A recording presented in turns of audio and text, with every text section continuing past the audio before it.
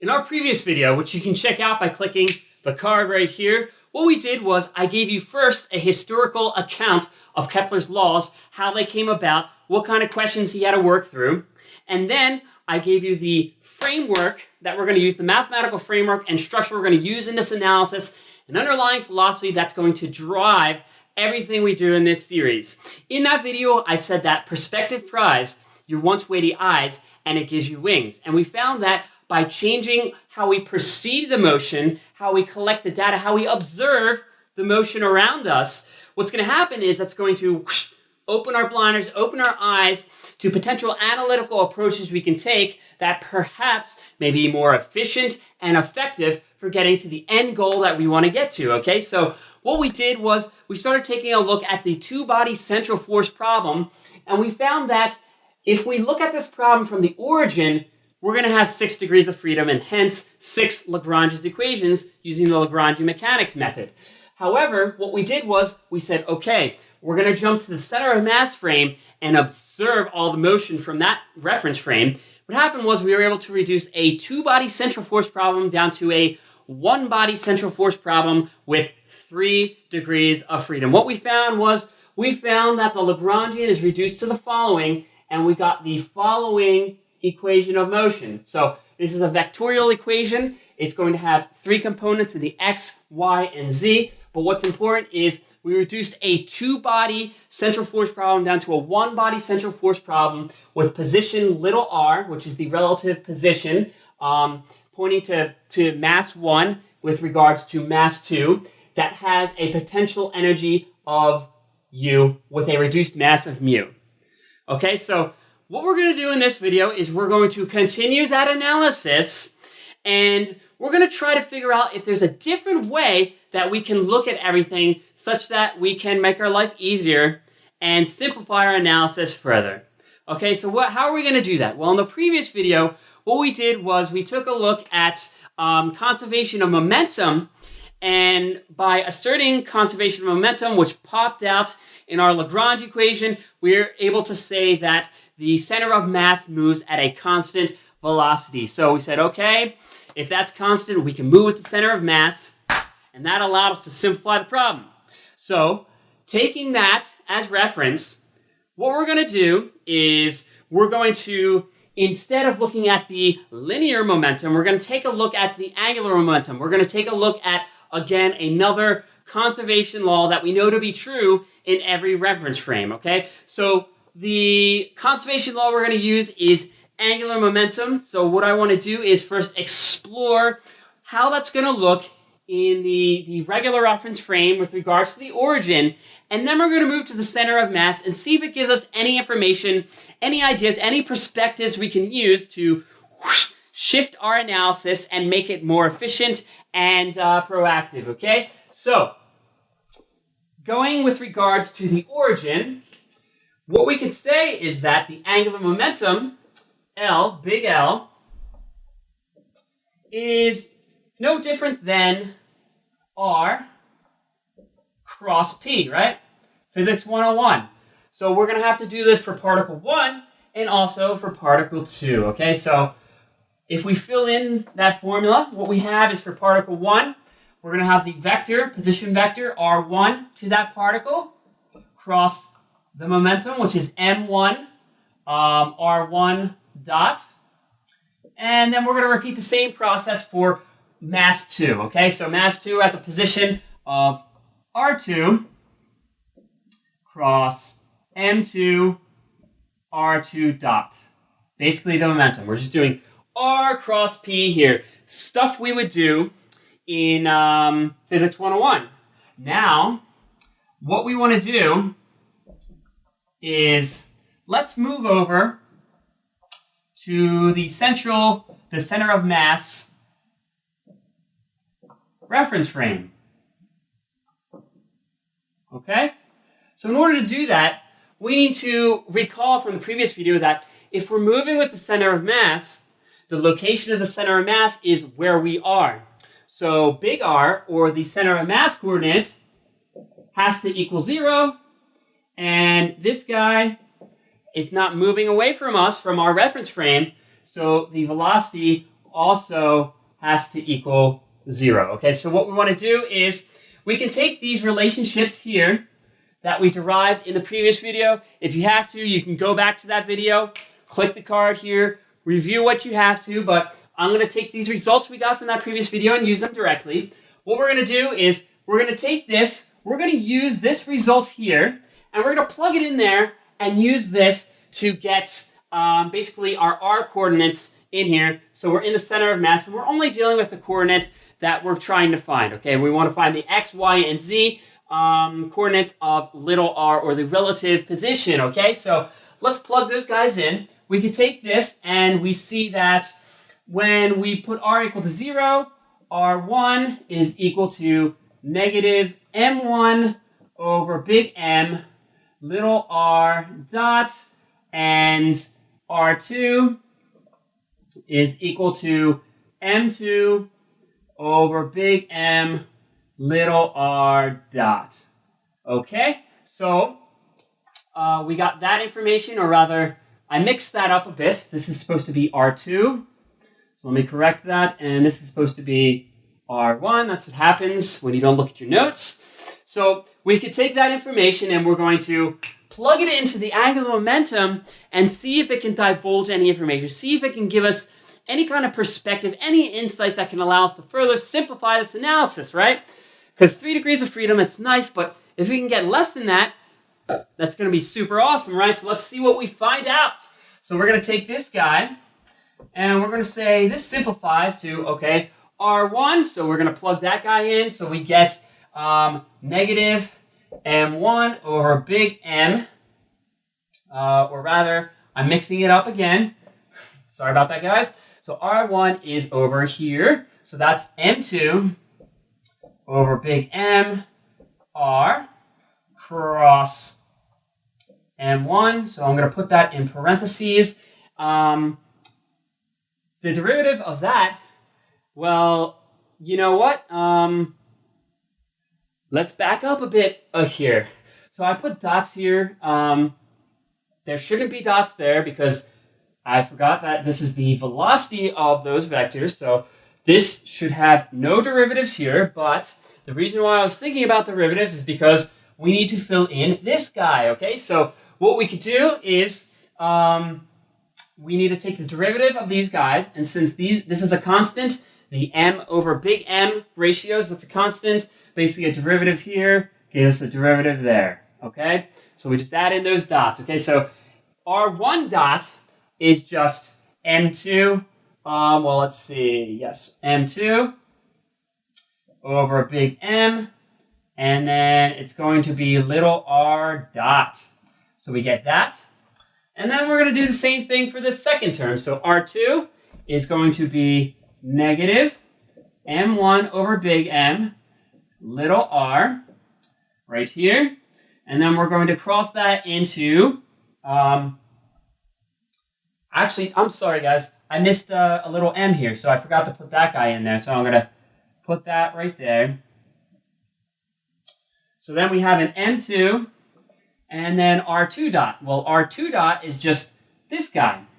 So that's negative M1 over big M, and that's going to be R dot. Okay, so now what we want to do is we want to pull out the constants, see if we can get any constant terms, and I guess further simplify this guy a bit if we can. Okay, so what we have here is we have M2, M1 over M. We have that over here also. We could sort of pull out a common term. The common term we're going to pull out is going to be M1, M2 over M squared. Because, see, here's an M1, here's an M2, M squared times M2.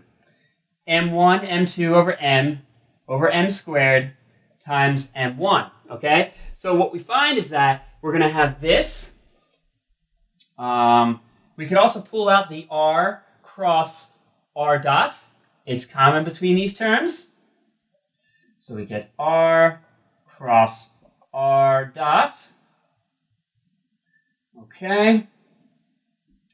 And then we can have the terms we have. So we have an M1 here plus an M2. Okay. So this looks like a cross. It's not supposed to be a cross. That's a plus. You see this guy right here. And what we end up with is we get, let's see, M1 plus M2. And this is the total mass, big M. So we can cancel that with this guy. And in the end, what we end up with is basically M1, M2 over big M, and the cross product R cross R dot. Okay, so one more simplification we can make is the following. This is the reduced mass, right? That was our definition. So we could take this and we could throw in this guy here. So what's interesting is our total angular momentum, which has to be conserved, or in other words, we have to say that dl dt equals 0. It's not changing with respect to time. We found that we took this term that had two components, reduced it down again to one. So the center of mass frame did simplify our angular momentum. But the question I have for you is, what does this mean? What does this mean? Does this imply anything special? Is this going to get us further? Is this going to open our eyes a bit to a new analytical approach that can serve us to work more efficiently and more effectively? Well, what I want you to think about is that these vectors are the following. The r vector is the location of mass 1 with respect to 2, and this is like the velocity of that, how it's changing, how they're either expanding along this line or coming closer. Okay, so when you take these guys, they're going to be in a plane, some kind of plane, okay, some kind of two-dimensional plane. And when you take the cross product of them, so let's write a picture up here. Pictures are nice. So if we have, let's say, R like that, and let's say, it might not look like this, but just for illustration purposes, let's say we have maybe an R dot like this. So when you cross that, R cross blank, you get another vector. You get another vector, right? That's the definition of the cross product. And the vector is out of the board, okay? So what I want to next look at is, so we have a vector out in this direction. So this is a vector, and this quantity is conserved. It cannot change. So if a vector cannot change, what does that mean? What does that mean? It means that its magnitude and also its direction, that's the key term here, its direction cannot change. Its direction cannot change. So what does that imply? That implies that this vector, it cannot go like that. So let's say that these guys are in this plane, the r and the r dot, and we have some vector coming out. Well, if the direction changed, that plane could tilt. It could tilt in that direction. It could go like that. It could go like that. So what we find is that like the z component could change, but if the direction cannot change, it means that r and r dot are trapped in this fixed plane. Okay, and if they're trapped in that fixed plane because this direction cannot change, what does that mean about z? It means that z is fixed. Z is 0 with respect to this plane. So we can sort of fix that z dimension coming out of the plane to a set quantity. And what does that mean? What does that mean? It means that if r and r dot are restricted to this plane, then the motion of these two particles or masses are restricted to that plane, right? The plane cannot change. So the motion is in a two-dimensional plane. What does that mean? What does that imply? That implies that we've just reduced this three-dimensional problem down to a two-dimensional problem. Awesome, guys. Perspective pride, our once weighty eyes, it gave us wings. It gave us analytical power. It's going to further simplify our analysis, further simplify our approach. We're making strides here. We're moving ahead. And that's the beauty of checking the conservation laws in different reference frames, trying to see what information our conservation laws can give us, right? In the last video, we used conservation of momentum. That implied that we can take a look at the center of mass frame.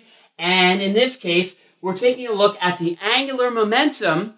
And what that's doing for us is it's saying that the angular momentum is constant, and hence the motion is constrained to a single plane, okay? So what that means is we got a 2 degree of freedom problem now, and what we're going to do next is we're going to figure out what is the best choice of coordinates for taking advantage of that fact and making our analysis more straightforward. All right, so we just deduced that the motion is going to be constrained to a fixed plane due to the angular momentum, and hence we only have to use 2 degrees of freedom in our equation of motion, okay? So right away we could say, okay, I'm just going to use x and y, and I like Cartesian coordinates. Let's charge ahead. But let's take a step back and think about this a bit, okay? So let's look at it pictorially, graphically, okay? So we found that the angular momentum, the direction has to be fixed in the center of mass frame. So what that means is that motion is fixed in this red plane here, and it could be described by these x and y unit vectors, okay? But what we know is, at least what Kepler postulated first, is, we might have the sun here, and we might actually have the Earth here, and Kepler wanted to find a circular orbit, right? He said, okay, you know what? This should be somewhat circular, okay? Now, I did a really bad job of drawing a circle, but bear with me. So, circular, what coordinate system do we like with circular-based geometry? Polar coordinates, right? Polar coordinates, especially if it's fixed to a plane, right? When we don't need to go into spherical coordinates. So perhaps we can use polar coordinates, right? In essence, what we could do is we could have an r unit vector, which I'll call r hat, and we could have a phi unit vector like such. So the phi and the r could figure out how the orbit is either getting bigger or smaller and what position we are along the orbit, right? So we can use those guys, and we know that z, it has to be equal to 0 because they're fixed in that plane. So that gives us 1 degree of freedom, kicks it out, and we only have to deal with 2, okay? So what does that mean? What does that imply? That implies that we're going to have to take this vectorial equation for the equations of motion, and we can also rederive them using this Lagrangian, but again, that's in terms of vectors. First, what we need to do is we need to convert this to use these coordinates. Now,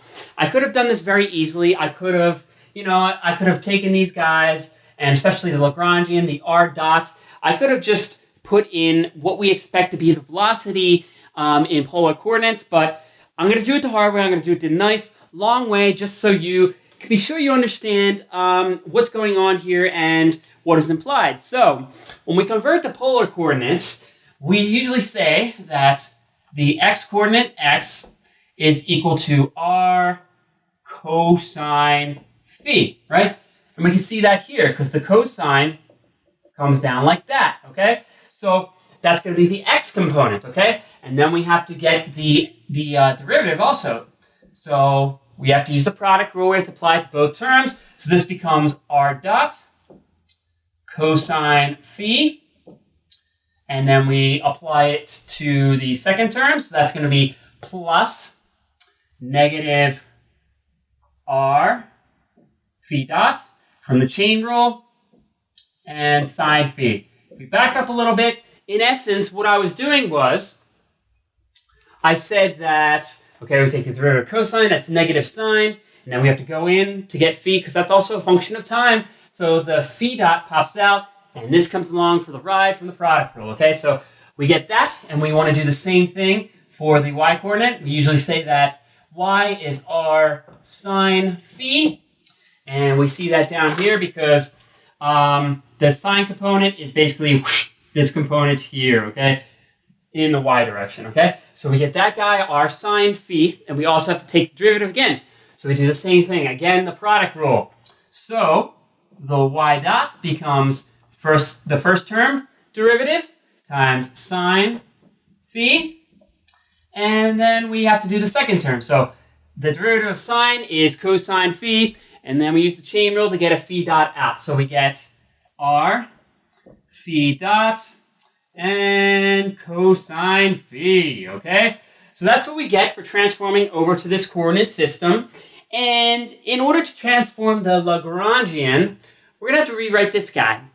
We're going to have to rewrite the r dot, okay? So r dot squared, in essence, the magnitude squared. So r dot magnitude squared is no different than x dot squared plus y dot squared. In essence, what we're doing is we're taking this squared plus that squared. Pythagorean theorem, right? We're just using that guy, okay? Using basic geometry rules.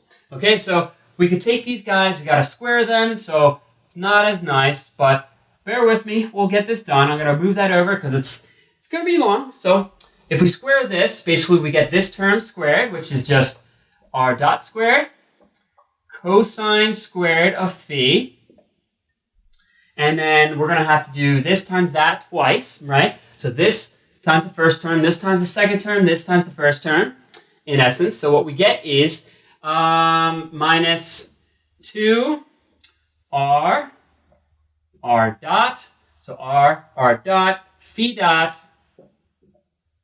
and we have a cosine phi and a sine phi, okay? And then the last term, this guy squared, gives us a plus r squared, phi dot squared, sine squared phi, okay? So we got that done. Now we want to do the y dot squared, basically do the same thing, square this guy. So again, we get the first term squared, which is r dot squared sine squared phi. And then what we want to do is we take this times that and two of them, right? First we're doing this times the first term, second times first, and then first times second, okay? That doesn't make any sense. I'm just sort of visualizing the squared functionality here. So what we end up with is basically 2 r dot phi dot, r dot phi dot. Then we get the cosine and the sine in there. Cosine phi, sine phi. And then we get this term squared. So we add on r squared, phi dot squared, cosine squared. And then we just have to simplify, right? So when we do that, we find, okay, these guys are the same. Let's cancel those guys out. And we have these common terms, r dot squared and r squared phi dot squared, with cosine squareds and sine squareds. So if we factor them out, we can find that we end up with cos squared plus sine squared.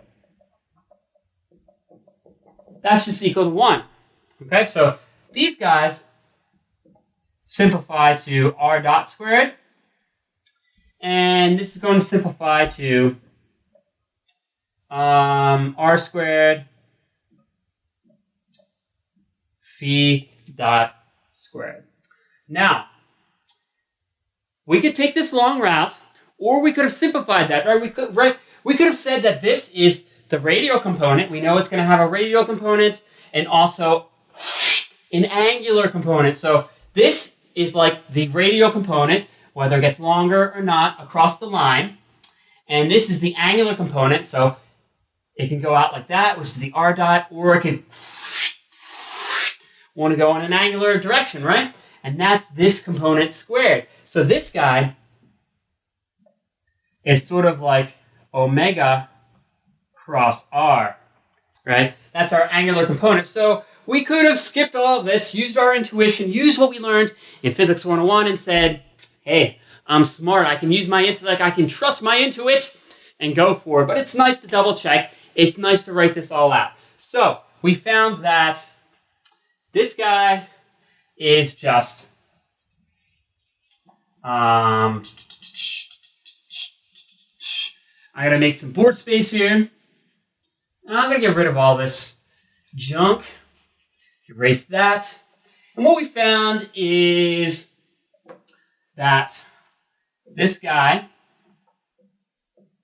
magnitude squared, is no more than r dot squared plus r squared phi dot squared. And it's important to note that these are not vectors.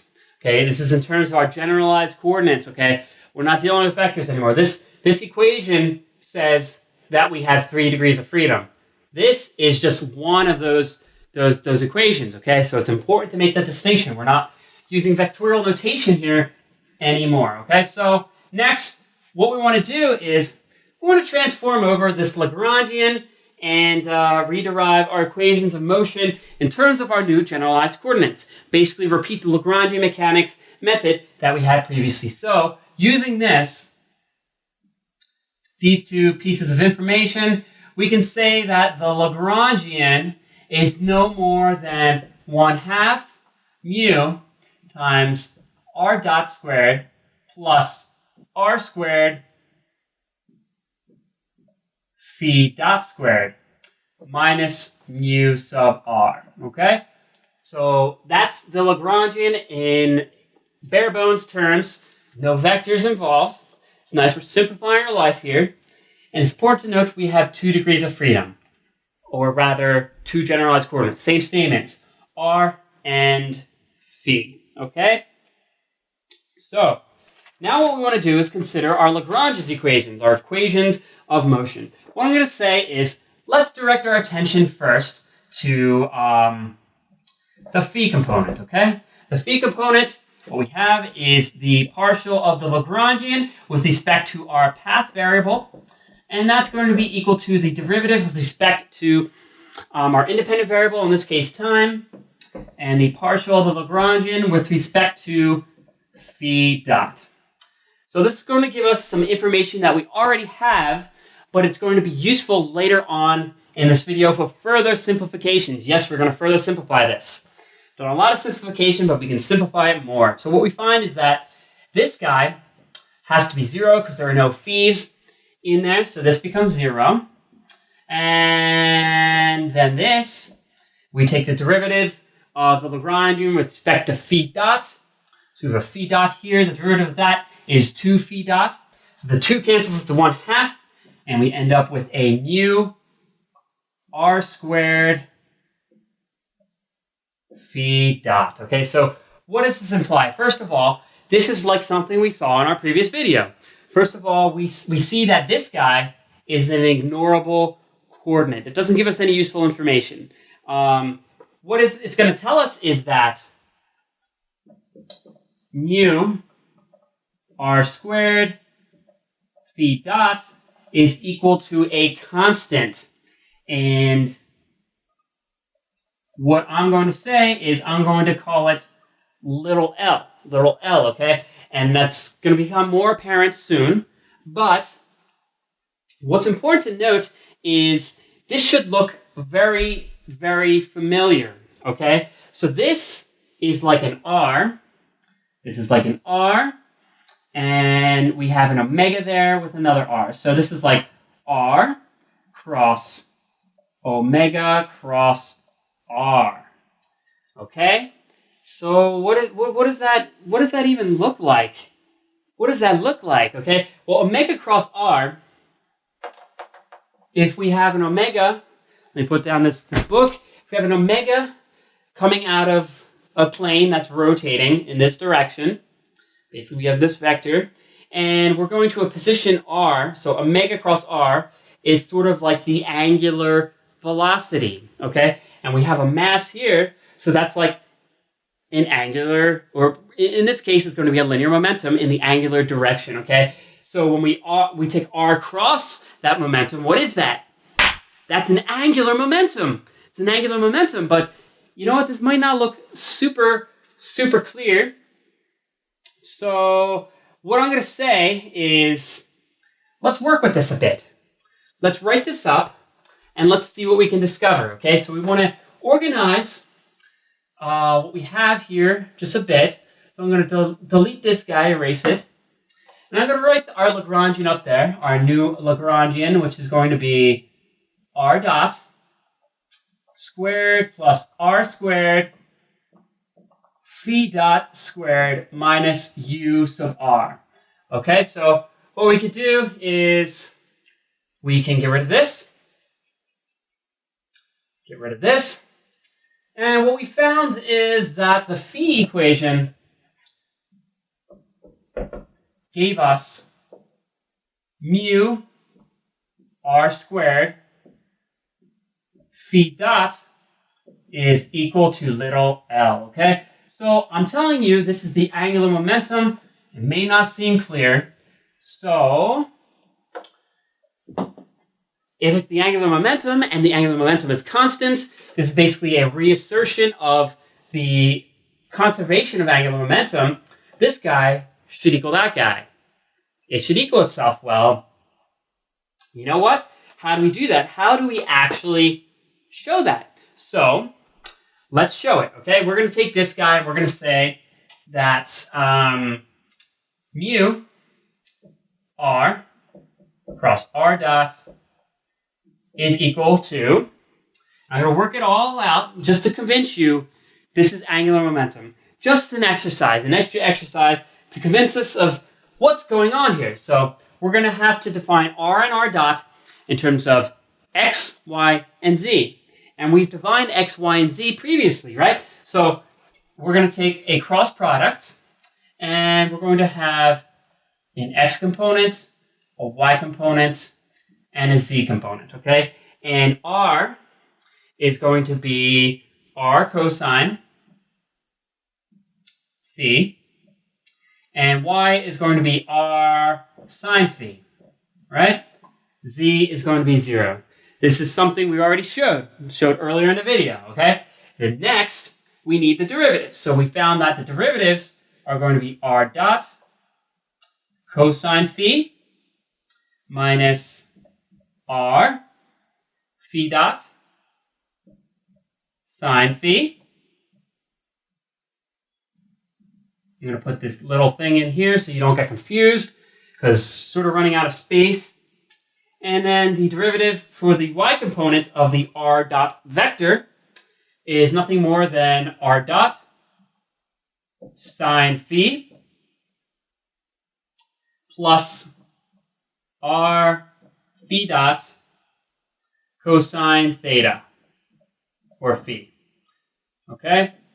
Put that little divider there, and that's 0. So what we find is that as predicted, we only have a z component, okay? Because the angular momentum is coming out of the board, coming out of the plane of motion. So that further confirms what we found through conservation of angular momentum.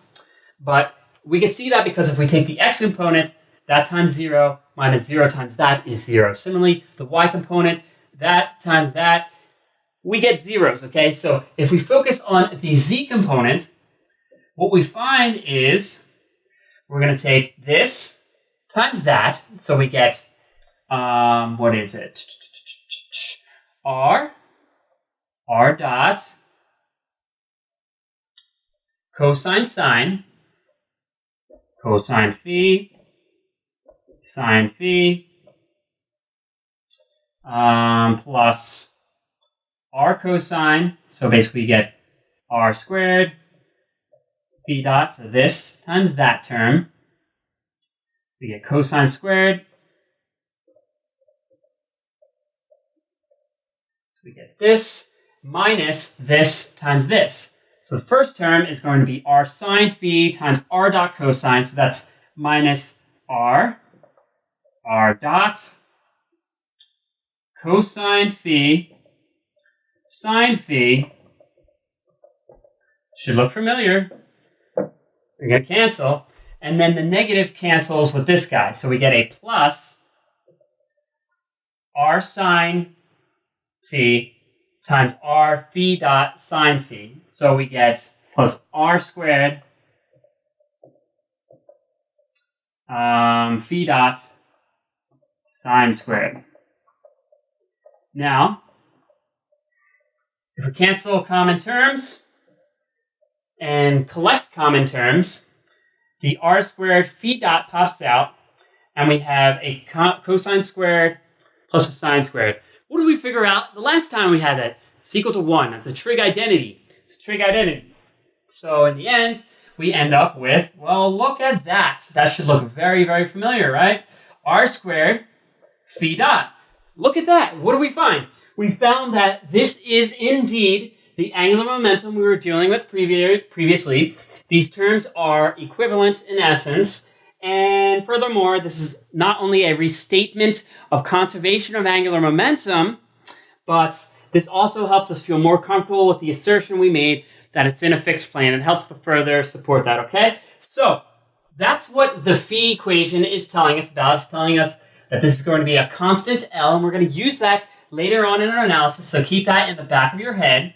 So what we want to do next is we want to consider the more important portion of the analysis of the Lagrangian mechanics. That is the R component in essence. So we want to take the R component Lagrangian equation. So when we do that and figure out a way for my marker to write correctly, we figure out that the Lagrange equation is going to be the partial of the Lagrangian with respect to our path variable, and that has to be equal to the normal derivative with respect to our independent variable, which is time, of the partial of the Lagrangian with respect to the derivative of the path variable. Okay, so it's the following.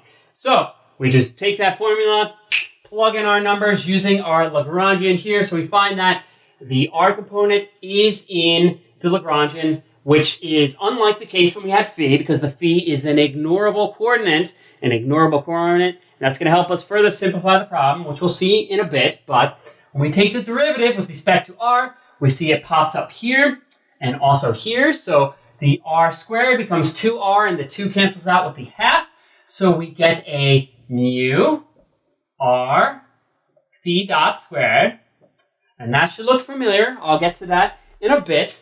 And then we have a minus the derivative of the u.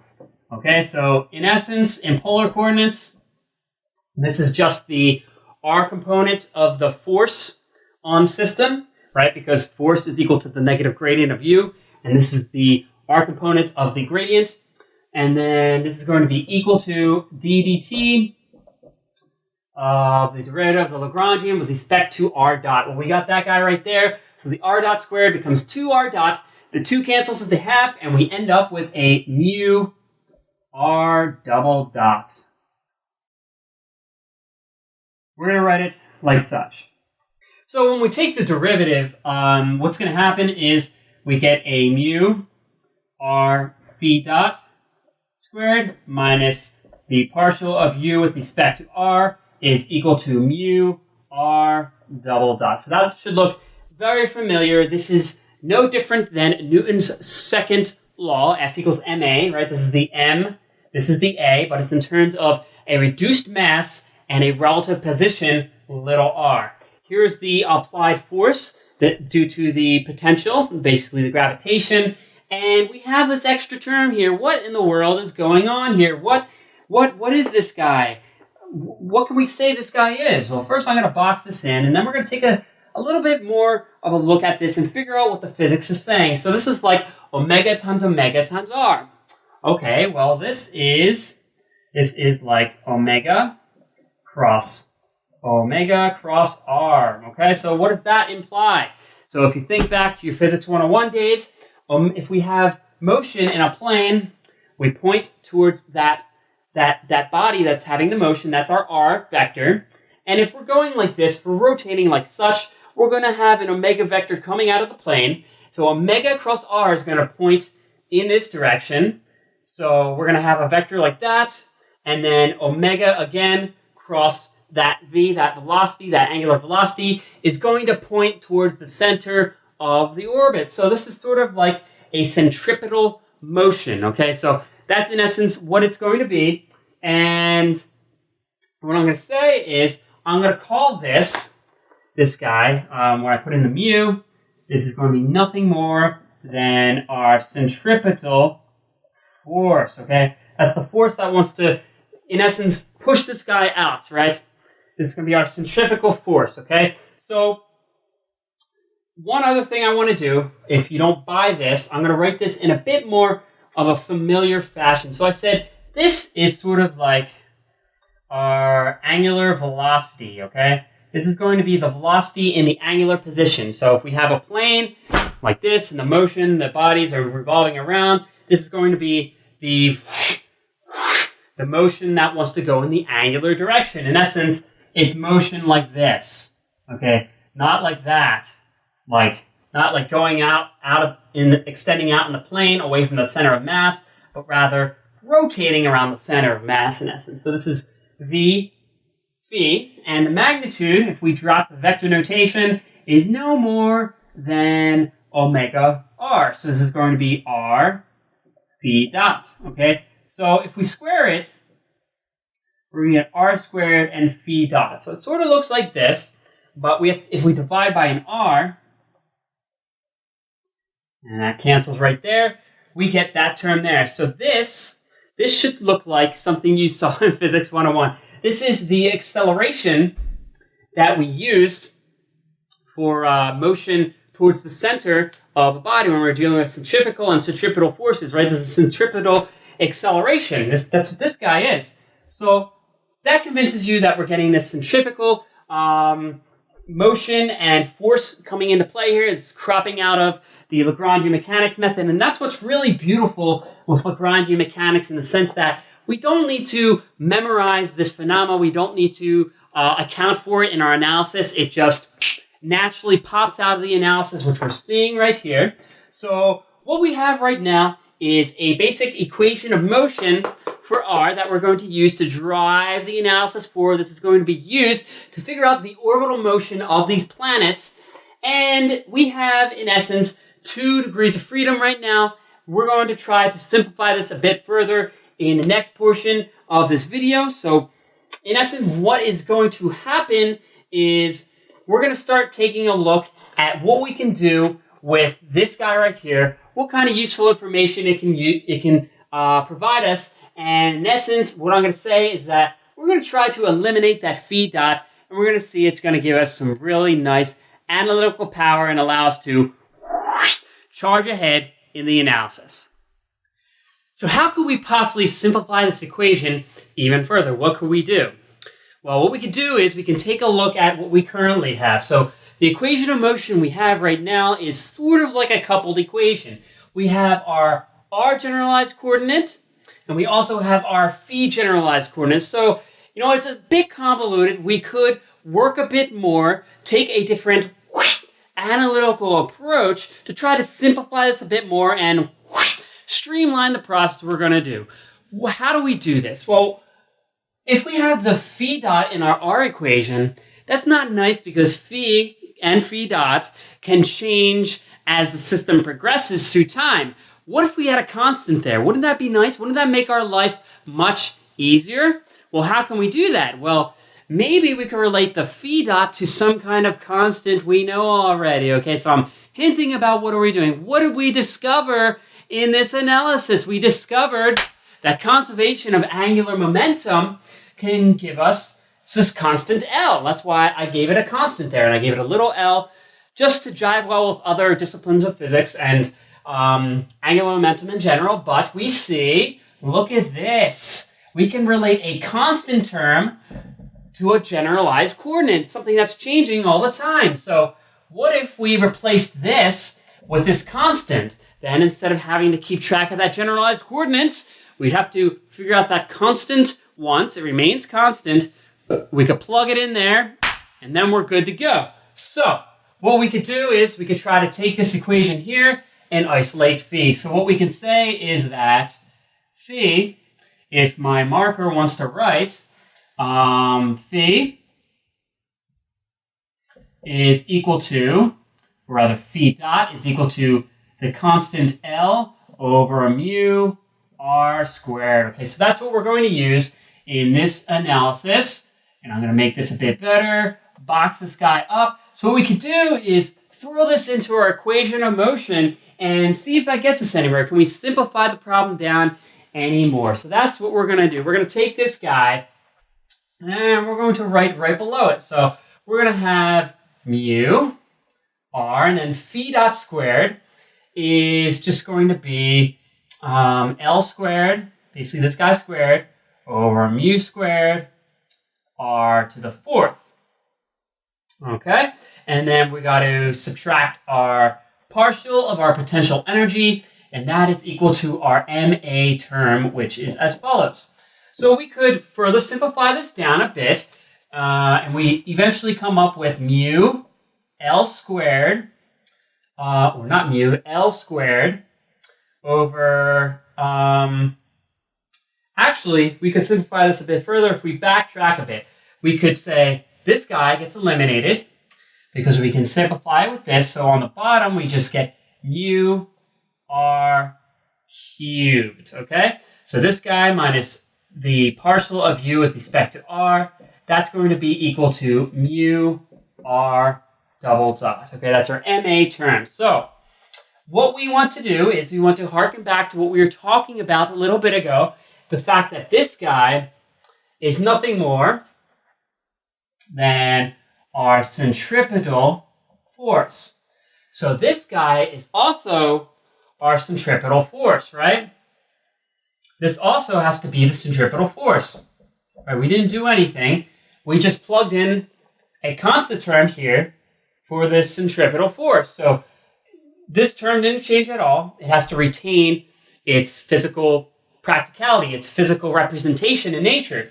So we know that this is a force, and we see that we have a U term here. So we can further simplify this. We can reduce all this down to one term on both sides if we take the force and convert it to a U. Perhaps we could take this force, throw it into the U term there. So what I'm going to do is I'm going to try to make some board space for us by writing this nice important result right over here over mu r cubed minus this guy. And then I'm going to erase a bit after I get down our MA term. And we get rid of this, get rid of that, get rid of that. What we're going to find is the following.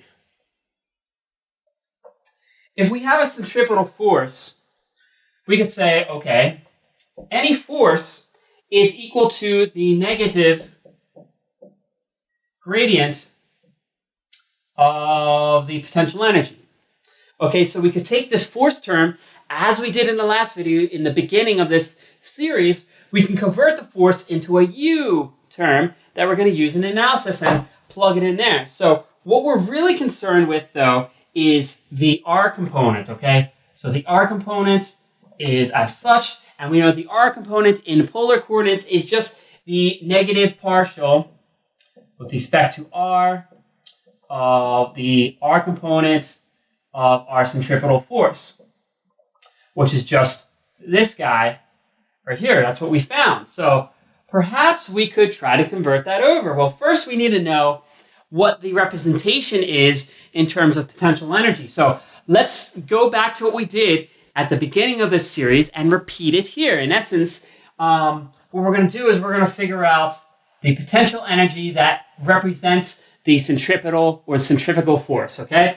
So what we found, and why I spent some time showing you how to do this, is that U is no more than the negative, and that negative sign is in there for conservative forces, the negative integral of our force, our centripetal force, the guy right in here, dot dr, okay?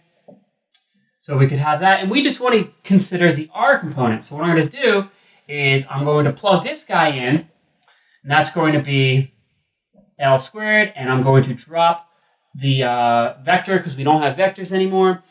So we get L squared over mu R cubed dr, okay? So we want to take the integral of R to the negative third. Very easy, guys. So we get the negative pops out, and all we get is we get a negative L squared over 2 mu R squared, okay? So that means is these guys can cancel, so it becomes positive. And we see that if we take this definition, we could say FCF, the R component at least, is no more really than the negative partial with respect to R, basically the R component of the gradient, the R component of this guy, of this. So that's going to be an L squared over 2 mu R squared. Okay, so if we use this guy, this is equivalent.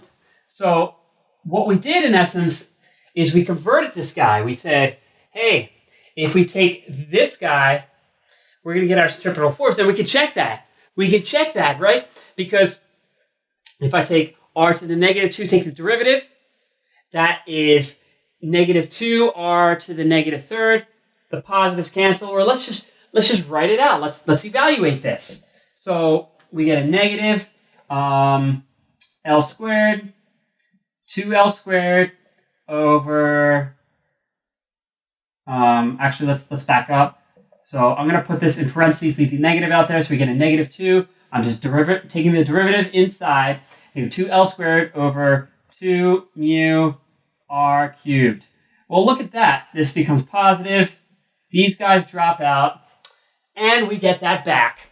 So in essence, we've really converted this over to something that looks similar to this. Okay, so what we want to do next is we want to take this guy, and we're going to, so we're going to say that this, and also this, is nothing more than the negative partial with respect to R of this term here, L squared over 2 mu R squared minus ddr of, wait, so where is it? Where we're at? We're right here, of u, and that's equal to our MA term, basically mu R double dot, right?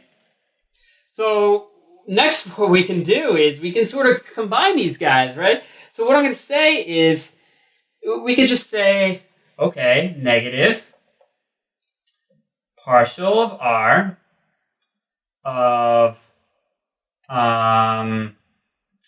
L squared over 2 mu R squared plus U sub R.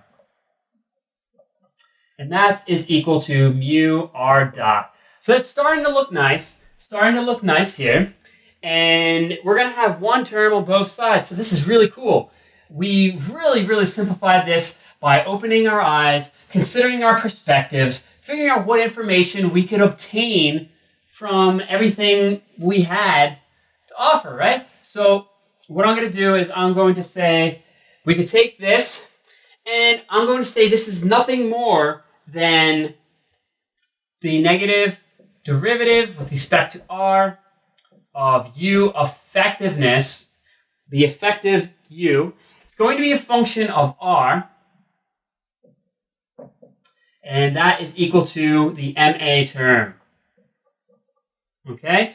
And we want to write what U effective is, where U effective, basically the effective potential energy, is nothing more than the regular potential energy due to our gravitational forces, plus this term that's resulting from our centripetal force, which is basically L squared over 2 mu R squared. This may also be referred to as UCF. So look at this. What did we accomplish? We took this two-body central force problem that had 6 degrees of freedom. First, we changed our reference frame. That opened our blinders to the analytical potential we had, to how we could really describe this. And we converted it to 3 degrees of freedom. That allowed us to get a lot more effectiveness and efficiency into our approach. And then we figured out that looking at angular momentum, if we looked at that, we figured out that the motion is constrained in a fixed plane. And that reduced it down to 2 degrees of freedom. And look at this. Look at this. By taking a look at the Lagrangian mechanics of the angular momentum, taking constant terms, we reduced this down to the motion, basically the radial motion of a particle with mass mu moving in one dimension with an effective potential energy as follows. Now think about that. We reduced 6 degrees of freedom down to a problem with one particle of mass mu described by a position r, relative position, with an effective potential energy as follows. Think about that. Think about the power we instilled in our analytical approach. We made major headway. We drastically simplified our lives, and this is the power of taking a step back, thinking about problems, maybe looking at motion and collecting data and observing our system in a different light, in a different perspective, in a different reference frame. Okay? Take this as a lesson. This is super, super powerful. Okay? Again, perspective provides your once weighty eyes, and it gives you wings. If you don't explore, if you're blind to what's possible, you're going to take a very difficult route in physics and also in life. Okay, this is a life principle. This is a universal principle that governs everything you do. But if you take your time, start analyzing a problem, look at the conservation laws, look at what you know to be a universal principle describing all motion in the universe, it can give you information that can simplify your life and see things in a different light. So, in the future, you're going to see all these things cropping up in physics again and again and again. You're going to see that choosing a specific reference frame, you may account for physical phenomena, you may not, but the underlying lesson here is take your time, use your laws, use whatever you can to simplify your life, and in doing so, you're going to make your analytical approach both effective and efficient. Hope you enjoyed the video.